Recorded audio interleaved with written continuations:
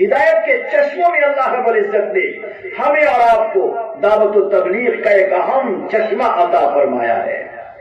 اسی ہدایت کے چشمے جو دعوت و تبلیغ کا ایک سلسلہ ہے، یہ سلسلہ حقیقت میں الہامی ہے، یہ اللہ سے مانگا ہوا ہے۔ یہ راتوں کو آنسو بہا بہا کر یہ دعوت و تبلیغ کا سلسلہ، یہ اجتماع ہو یا اس کے مختلف انداز کے کام ہو، یہ کسی کا بنایا گڑھا ہوا نہیں ہے، بلکہ راتوں کو رونا، آنسو بہانا، اپنے گھر میں بننے والی مسجد میں روتے تڑپتے راتوں کا چلنا، خدا کے سامنے سسکنا، اپنے خدا کے سامنے جواب دہی کا احساس، اس رونے تڑپنے اور خدا سے مانگنے کی برکت سے اللہ رب العزت نے ایک کامیاب الہامی طریقہ عطا فرمایا، جس کو ہم اور آپ دعوت و تبلیغ کا طریقہ کہتے ہیں۔ اسی کا ایک اہم حصہ اجتماع ہے، جو اجتماعات ہوتے رہتے ہیں۔ یہ اجتماع کا سلسلہ جب شروع ہوا تو دھیرے دھیرے یہ سلسلہ پھیلتا چلا گیا، مگر حالات و زمان کے بعد کچھ حالات کی بنیاد پر، کچھ فضائی خرابی کی بنیاد پر یہ اجتماع کا سلسلہ بند ہو گیا تھا۔ یاد رکھو میرے جوانوں، میرے ساتھیوں، رب کریم پروردگار ہمارا آپ کا محتاج نہیں ہے۔ وہ پاک پروردگار چیونٹیوں سے کام لے سکتا ہے، ابابیل سے کام لے سکتا ہے، کسی اور سے کام لے سکتا ہے۔ یہ تو پروردگار کی شان محبت ہے کہ اس نے ہمیں اور آپ کو اپنے کام کے لیے استعمال کر لیا ہے، ورنہ حقیقت یہ ہے کہ ہدایت دینا، ہدایت کے راہ پہ چلانا اسی کا کام ہے، ہدایت کی فضاؤں کو عام کرنا یہ اسی کا کام ہے۔ مگر رب کریم کی شان محبت ہے ہمارے آپ کے ساتھ کہ اللہ نے ہمیں اور آپ کو کار نبوت کے ساتھ ہماری اور آپ کی نسبت جڑ جائے، ہماری اور آپ کی نسبت کار نبوت سے جڑ جائے، نبوی والے کام سے ہمارا تعلق ہو جائے، اس کے لیے اللہ تعالیٰ نے ہمیں اور آپ کو موقع عطا کیا ہے، ورنہ ہمارا آپ کچھ نہیں کرتے۔ یہ ہاتھوں کی طاقت اسی کی ہے، یہ پاؤں سے چلنے کی طاقت اسی کی ہے، زبان میں بولنے کی طاقت اسی کی ہے، ہمارا آپ کا تو کچھ بھی نہیں ہے۔ ابھی ایک لمحے میں اگر اللہ کا اشارہ ہو جائے، انسان بیٹھا بیٹھا اپنگ ہو جائے، ایک لمحے میں اللہ کا اشارہ ہو جائے، انسان کی آنکھیں جھپک جائے، ایک لمحے میں اللہ کا اشارہ ہو جائے، انسان اپنے پاؤں سے معذور ہو جائے، ایک لمحے میں اللہ کا اشارہ ہو جائے، کل کی صبح اس کے بدن پہ کفن آ جائے۔ ہمارا آپ کا خود ہمارے جسم، ہمارے بدن، ہماری زبان، ہماری آنکھوں میں جو کچھ ہے وہ ہمارا ہی نہیں ہے، وہ سب اسی کا ہے۔ تو جو اسی کا ہے، اسی کے ہدایت کے کام میں لگنا یہ اسی کا فضل و کرم ہے۔ تو اللہ رب العزت نے ہمیں اور آپ کو موقع دیا، سعادت دی، اور پروردگار نے ہمیں ہدایت کی فضاؤں کو عام کرنے کے لیے ایک الہامی انداز میں ایک پاکیزہ ماحول دیا ہے، جس پاکیزہ ماحول کو ہمارا دعوت و تبلیغ اور اس کا اجتماع کہتے ہیں، جو اجتماع کسی عذر کی بنیاد پر 3-4 سالوں سے بند تھا۔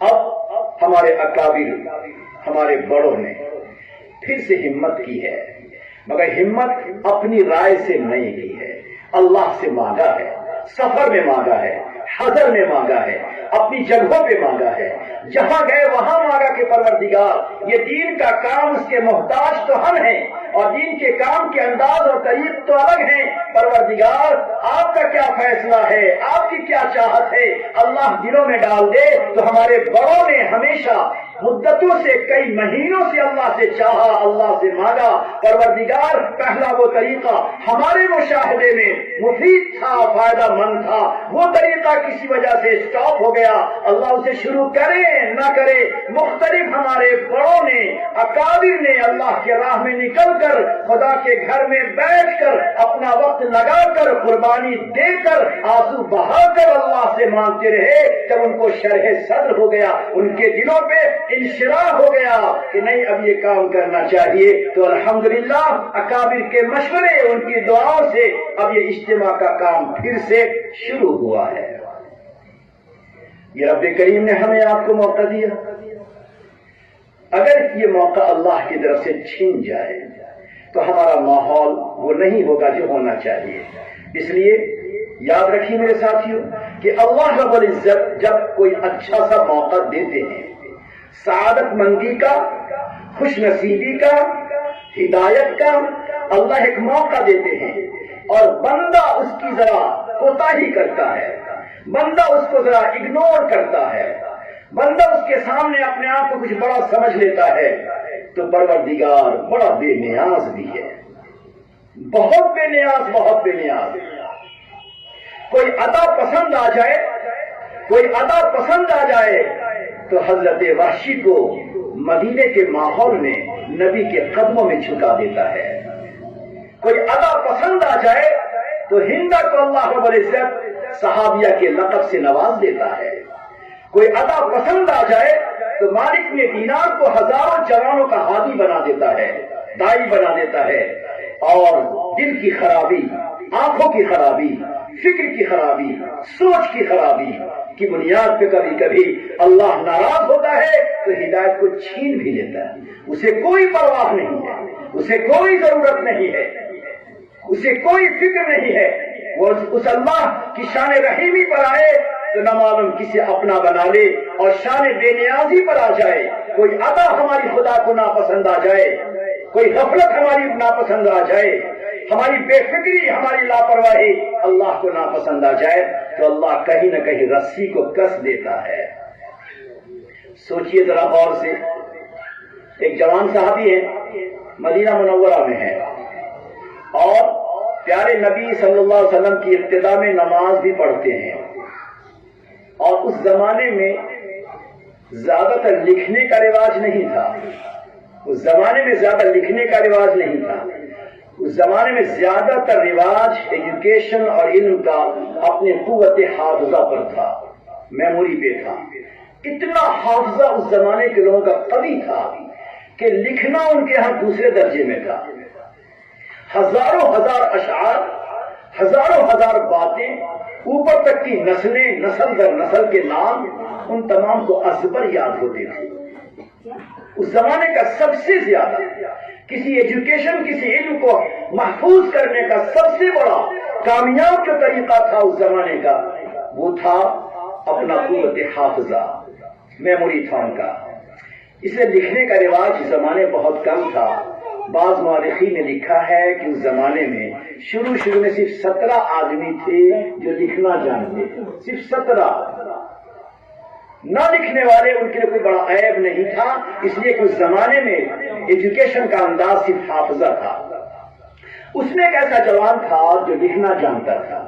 نبی اکرم صلی اللہ علیہ وسلم اسے بلاتے، جب وحی آتی تو جو لکھنے والے صحابہ تھے ان کو بلاتے اور اسے لکھوا لیتے. جو یا سامنے ہوتا، موقع ہوتا اسے بلاتے اور پھر اس کے بعد اسے لکھواتے. اب آپ دیکھیں، قرآن کتاب ہدایت ہے، ساری انسانیت کے لیے کتاب ہدایت ہے. اب اس کتاب ہدایت کے لکھنے میں پیارے نبی نے اس کو شامل کیا.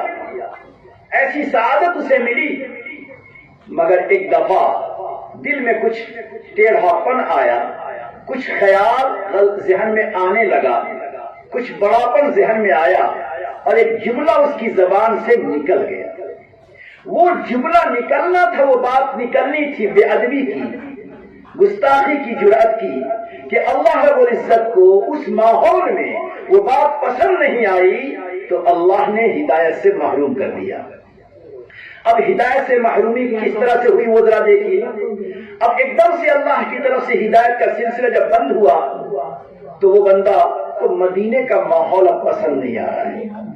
جو آپ کی ابتدا میں آپ کے پیچھے سجدہ کرتا ہے، آپ کے سامنے دوزاروں بیٹھتا ہے، مگر خدا کی طرف سے ہدایت ملنے کے بعد اب ہدایت چھنتی ہے تو مدینے کا پاکیزہ ماحول، وہ دعوتی ماحول، وہ دین کا ماحول، وہ اخلاق والا ماحول اسے پسند نہیں آتا. پھر اس کے بعد آپ سے بھی اس کے دلوں کی دوری ہو جاتی ہے، یہاں تک کہ اس ماحول سے اللہ نے اسے پھینک دیا اور وہاں سے نکل کر وہ مکہ چلا گیا. مکہ مکرمہ جا کر کافروں سے جا ملا اور وہاں جا کر اس نے اپنی زبان سے، کھلی زبان سے انکار کر دیا، مرتد ہو گیا. یہ کیوں ہوا میرے ساتھیوں؟ پروردگار نے کتنا پاکیزہ ماحول اسے دیا تھا، نورانی ماحول اللہ نے اسے دیا تھا۔ اگر اس کی وہ قدر کیے ہوتے، اگر ان کے دل میں سچی طلب ہوتی اور قدر ہوتی تو کبھی محروم نہ ہوتے۔ اللہ رب العزت کبھی تو سزا دیتے ہیں تو کچھ حصہ ظاہر کرتے ہیں، اور عبرت کے لیے کبھی کبھی پروردگار کچھ اور بھی ظاہر کرتے ہیں۔ اب یہ بندہ مکہ مکرمہ پہنچا، طبیعت خراب ہوئی، وہیں ڈیتھ کر گیا، وہیں مر گیا جوان۔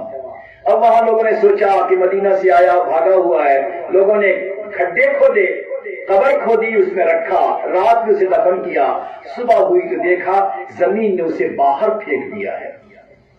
پروردگار کی شان غضب کس بنیاد پر؟ ایک پاکیزہ ماحول، ایک بہترین ماحول کے ملنے کے بعد جہاں ہدایت اور ایمان و یقین کو بڑھایا جا سکتا ہے، اس ماحول کے اندر ایک بے فکری زبان سے جرأت کی باتیں اللہ کو ناپسند آئی، زمین نے بھی قبول نہیں کیا۔ 2 دنوں تک اسے لوگ دفن کرتے رہے رات میں، ہر صبح دیکھتے کہ زمین اسے باہر پھینکتی ہے، یہاں تک کہ وہ لوگ بھی عاجزا کر اسے چھوڑ دیا، درندوں نے اسے پھاڑ کھایا۔ میں بتانا چاہتا ہوں کہ رب کریم کو اپنے بندے، اپنے جوانوں کی کوئی عطا اگر پسند آتی ہے تو اللہ رب العزت ہدایت کے راستے اس کے واسطے آسان کر دیتے ہیں، اور کوئی بات اگر اس کی زبان سے غلط نکلتی ہے اور بے فکری اگر اس کی زبان پہ آتی ہے، جرأت اس کی زبان پہ آتی ہے، ناقدری اس کے دل میں آتی ہے، ناشکری اس کی زبان پہ آتی ہے، تو وہی پاک پروردگار ہدایت کو چھین بھی لیتے ہیں۔ پھر انسان اپنے آپ میں مرتا رہتا ہے، اپنے آپ میں گھٹن محسوس کرتا ہے، اپنے آپ کے اندر طرح طرح کی تکلیفوں میں رہتا ہے، پھر اسے سمجھ میں نہیں آتا کہ یہ مجھے کیوں ہو رہا ہے۔ اس لیے میرے ساتھیوں، میرے جوانوں، میں آپ سے صرف کہنے آیا ہوں، کوئی لمبا بیان کرنے نہیں آیا، میں کہنے آیا ہوں کہ رب کریم نے 3-4 سالوں کے بعد پھر ہمیں اور آپ کو ایک بہترین سا پاکیزہ دعوت کا ایک ماحول اللہ نے عطا فرمایا ہے۔ کیا میرے بندے اپنے گھروں میں رہتے ہو، سڑکوں پہ رہتے ہو، بازاروں میں رہتے ہو، اور ادھر ادھر جاتے پھرتے رہتے ہو، اور ایک ماحول میں کچھ 72 گھنٹے نکال لو، 48 گھنٹے نکال لو، 3 دن 2 دن اپنے آپ کو ایک پاکیزہ ماحول میں ایک پنڈال کے نیچے آ جاؤ، جہاں نہیں معلوم کون سا جوان روتا ہوگا، کون سا بوڑھا خدا کے سامنے سے سکتا ہوگا، کس کا سجدہ اللہ کو پسند آتا ہوگا، کس کی تلاوت اس پہ رحمت برستی ہوگی، اور کس کا ذکر اللہ کا نور برستا ہوگا۔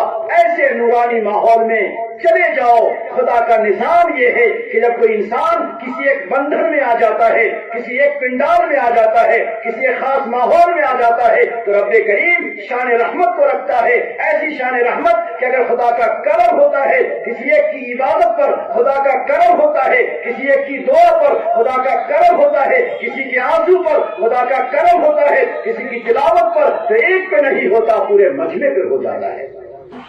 اس بنیاد پر میں کہنے آیا ہوں جوانوں سے، میں کہنے آیا ہوں اپنے ساتھیوں سے کہ اپنے کام کی ترتیب کو آپ بدلیے، اللہ کی اس نعمت کی قدر کو پہچانیے، اپنے دین کی ضرورت کو سمجھیے۔ آپ پورے سال کام کرتے رہیں گے، آپ پورے سال اپنے ضرورت میں جاتے رہیں گے، بازاروں میں رہیں گے، سڑکوں پہ رہیں گے۔ میں آپ سے کہنا چاہتا ہوں، خدا نہ خواستہ، اللہ نہ کرے، اللہ نہ کرے، اگر پہلا ماحول آ گیا، اگر پہلا ماحول آ گیا، کیا ہم بازار جا سکیں گے؟ کیا دکانوں پہ جا سکیں گے؟ کیا تجارت کے لیے دوسرے شہر میں جا سکیں گے؟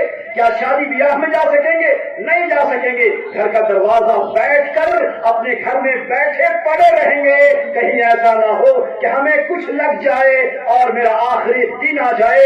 جب ایسا ماحول آئے گا تو ہم اپنے گھر میں پڑے رہ جائیں گے۔ ضرورت اس بات کی ہے ایسے ماحول سے پہلے بلکہ ایسے ماحول سے پہلے اللہ نے ہمیں موقع دیا ہے تو اپنے وقتوں کو ذرا فارغ کیجیے، ایک پنڈال کے دروازے میں آ جائیے، اللہ سے رحمت کی بھیک مانگیے۔ کیا خبر آپ ہی میں سے کسی کی دعا اس پر اللہ رب العزت ہمیں نہیں پورے ملک کو اللہ تعالیٰ کسی آسمانی آفت سے بچا سکتا ہے۔ کیا خبر آپ میں کسی بوڑھے کی دعا اللہ رب العزت پورے ملک کو زمینی آفتوں سے بچا سکتا ہے، فضائی آفتوں سے بچا سکتا ہے، اور آفتوں مصیبتوں سے ہر انسان کو بچاتے ہوئے اللہ ہدایت کے طلبگاروں کو ہدایت بھی عطا کر دے گا۔